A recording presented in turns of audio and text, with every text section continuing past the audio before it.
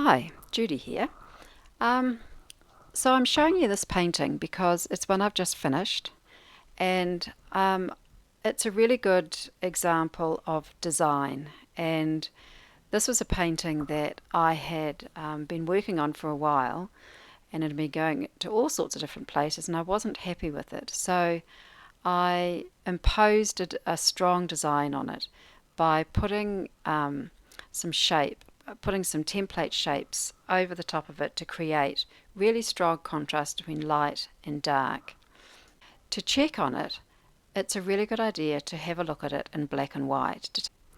Okay, so you can see that I've got some really nice crisp edges in parts where there's strong dark sitting next to strong light, and that's where you get your design from. Now, dialing up the contrast so that I get rid of some of the more subtle differences can help me to see where these are distributed in the composition. So these are two ways of really getting clear on where the design is in the composition. And I can see that I've got lots of different shapes. I've got big shapes, little shapes, I've got lines, I've got little tiny little shapes and great big ones, and I've got different depths as well in those dark areas. So I've got the components of good strong design. Once I've got that checked off, then it really doesn't matter what I do to the painting. I can put lots of gorgeous colour into it, make sure that I can add detail and all sorts of things, but the design is just really important to have, to make sure that it's good. So now I'm going to share with you a design exercise that can help you tune your eye in to finding good design, and making sure that you have really strong differences as well as strong contrast in values between light and dark, that you have differences in the type of shape you have, the marks you have, and the way you're delivering those lights and darks in a composition. So follow along this exercise and see what you can come up with. Okay, I've been having fun doing a little design exercise.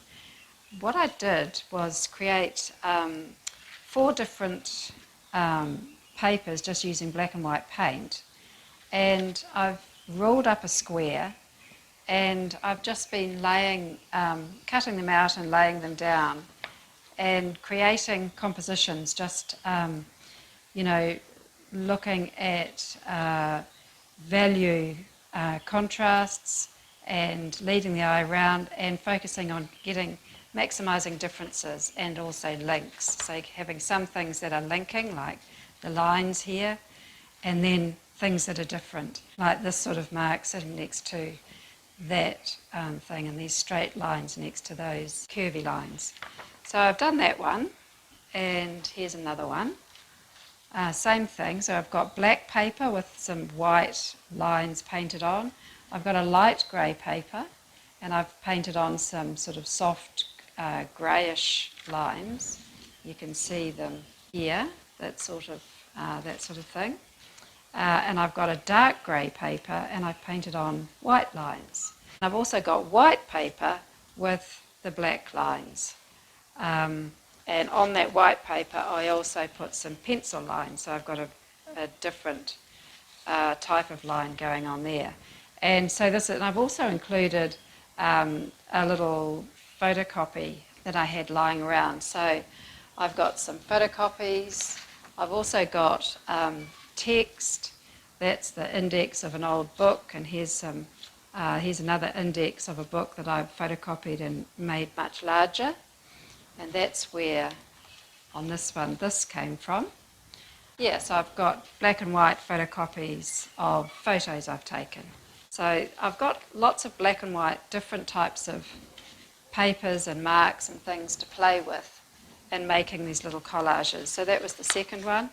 And this was actually the first one I did, and it's probably the least good one. So with each one, I feel like I'm getting a little bit better. So let's do another one and see what we can come up with. So the first thing I do is choose a piece of paper that has some sort of interest and a shape that's quite quite nice. And I find that actually doing this sort of thing, I don't like to arrange bits of paper when they're not stuck down, so I like to stick them down first. I'm just using some gel medium here, just to glue it down, and put it down in a kind of an interesting way. Try not to put the thing right in the middle. And then look for something that's going to be different from that. So that's all very straight. This is kind of interesting. Okay, looks interesting to me.